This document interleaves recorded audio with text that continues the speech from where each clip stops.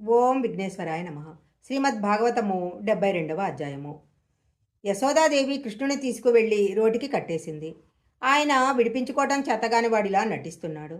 కర్మపాశాల చేత లోకాలన్నిటినీ కట్టగలిగిన పరమాత్మ తాను ఆ కట్టు విప్పుకోలేని వాడిలా నటిస్తూ పెరట్లో ఏడుస్తూ కూర్చున్నాడు. కొడుక్కి శిక్ష వేశాను కదా అనుకునే అమ్మ తన పనిలోకి వెళ్ళిపోయింది.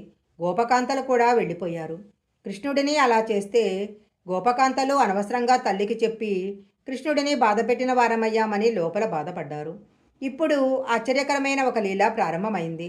ఆ ఇంటి ప్రాంగణంలో 2 పెద్ద మద్ది చెట్లు పెరిగిపోయి ఉన్నాయి. అవి కొన్ని వందల సంవత్సరాల నుంచి అక్కడ పెరిగిపోయి ఉన్నాయి కాబట్టి మానులు చాలా స్థిరమైన స్థితిలో ఉన్నాయి. వాటిని కొలదోయడం అంటే అంత తేలికైన విషయం కాదు. రోటికి కట్టివేయబడిన పరమాత్మ నెమ్మదిగా రాతిని ఈడ్చుకుంటూ పాకుతున్నాడు. అంత బలశాలియే ఆయన పాకుతూ వెనకాల రోలును ఈడ్చుకుని వచ్చేస్తున్నాడు. ఈ 2 మధ్య చెట్ల మధ్య నుంచి పిల్లవాడు అటువైపు వెళ్ళిపోయాడు. ఏడుస్తున్న రోలు అడ్డం తిరిగింది. అది 2 మధ్య చెట్లకు అడ్డుపడింది. కృష్ణుడు రాతిని ముందుకు లాగాడు. ఆ 2 మధ్య చెట్లు పెళపెళమనే పెద్ద ధ్వనులతో పక్కకు పడిపోయాయి. ఆ 2 వృక్షాల నుంచి మహాపురుషులు 2 ఆవిర్భవించారు. ఆ చెట్లలో నుంచి బయటికి వచ్చిన 2 కూడా యక్షులు. వాళ్ల పేర్లు నలకోబర మణిగ్రీవులు. వాళ్ళు కుబేరుని కుమారులు. కుబేరుడు ఐశ్వర్యానికి అధిపతి. ఆయన నవనిధులకు దేవత. ఆయనకు 2 శక్తులు ఉన్నాయి. ఒకటి, ఆయన అపారమైన ఐశ్వర్యానికి ఆధిపత్యంలో ఉంటాడు. సర్వకాలాల యందు ఆయన శంకరుని పక్కనే నిలబడి ఉంటాడు. కైలాసంలో పరమశివుని పక్కన నిలబడి స్వామి ఎప్పుడైనా పని చెప్తారేమోనని ఎదురు చూస్తూ ఉంటాడు. ఈ 2 లక్షణాలు కలిగిన కుబేరుడు అహంకరించినట్లు పురాణాలలో ఎక్కడా కనపడదు. కుబేరుడు విశ్రవసువు బ్రహ్మకుమారుడు. రావణాసురుడి కన్నా ముందు పుట్టాడు. చతుర్ముఖ బ్రహ్మగారి గురించి గొప్ప తపస్సు చేశాడు. బ్రహ్మగారు ప్రత్యక్షమై ఏమి కావాలని అడగగా కుబేరుడు తనకు దిక్పాలకత్వం ప్రసాదించమని కోరాడు. నువ్వు ఉత్తర దిక్కున శంకరుని పక్కనే ఉండి నవనిధులకు అధిపతివై ఉంటావు. నిన్ను కుబేరుడని పిలుస్తారు అన్నారు. కుబేరుని జీవితంలో ఒకే ఒక్కసారి పొరపాటు జరిగింది.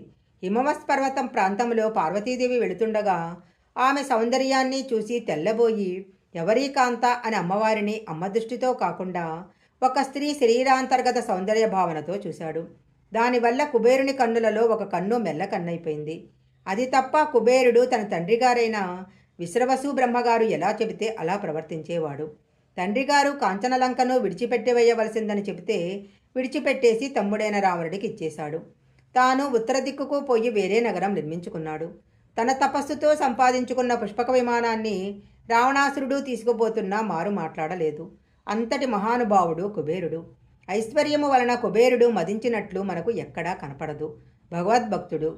భగవద్భక్తుడు కనపడితే అతని పాదాలకు వంగి నమస్కరిస్తాడు.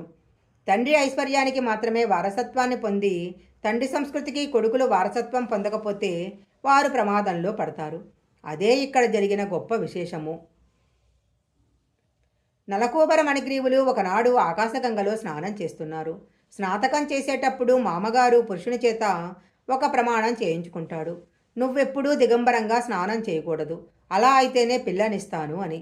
మనకు సంస్కృతం తెలియదు కాబట్టి ఎలాంటి గొడవ లేదు. అసలు ఆయన అడిగినట్లు కూడా మనకు తెలియదు. దిగంబరంగా స్నానం చేస్తే శరీరము పిశాచగ్రస్తమైపోతుంది. నలకోబర మణిగ్రీవులు దిగంబరంగా స్నానం చేస్తున్నారు. వారితో పాటు కొంతమంది గంధర్వకాంతలు కూడా స్నానం చేస్తున్నారు. వాళ్ళకి కూడా ఒంటి మీద బట్టలేదు. వాళ్ళందరూ మధువు సేవించి ఉన్నారు. తాము అలా ప్రవర్తించకూడదనే విషయాన్ని మర్చిపోయి ఉన్నారు. అలాంటి సమయంలో ఆకాశ మార్గాన నారద మహర్షి వెళ్తున్నారు. గంధర్వకాంతలకు బుద్ధి కలిగింది. గబగబా బొడ్డుకు వచ్చి వస్త్రాలు కట్టుకొని నారద మహర్షికి నమస్కరించారు. నలకోబర మణిగ్రీవులు మాత్రము దిశమలలతో నిలిచి నారద మహర్షికి కనీసం నమస్కారం కూడా చేయలేదు. పెద్దల పట్ల అవిధేయత మంచి పద్ధతి కాదు. పెద్దల మాటల యందు ప్రవర్తన యందు వారి యందు గౌరవాన్ని కలిగి ఉండాలి. నారదుడు సామాన్యుడు కాదు. అంత అవిధేయతతో నిలబడ్డ వారిని చూసి నారదుడు మనసులో ఒక మాట అనుకున్నాడు.